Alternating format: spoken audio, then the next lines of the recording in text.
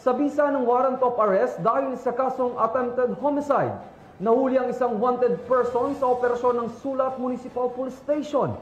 Ang buong detalye ng report ay mula kay Patrolwoman Cristel Palafox. Nahuli ng mga otoridad ang isang lalaking wanted person na may kasong attempted homicide sa Barangay Santo Tomas, Sulat, Eastern Samar. Naresto ang akusado bandang alas 10:30 ng umaga ng mga tauhan ng Sulat Municipal Police Station kasama ang Eastern Samar Provincial Intelligence Unit, 801st Maneuver Company, Regional Mobile Force Battalion 8 at Regional Intelligence Division, Regional Special Operations Unit 8. Sa bisa ng warrant of arrest para sa kasong attempted homicide na may nirekomendang piyansa na 36,000 pesos para sa pansamantalang kalayaan. Dinala ang akusado sa Sulat MPS para sa kaukulang dokumentasyon at tamang disposisyon. Ang operasyon ay naging matagumpay sa pakikipagtulungan ng mamamayan upang mapaigting ang kampanya kontra kriminalidad para mapanagot ang mga taong may sala sa batas at mapanatiling ligtas ang komunidad tungo sa bagong Pilipinas.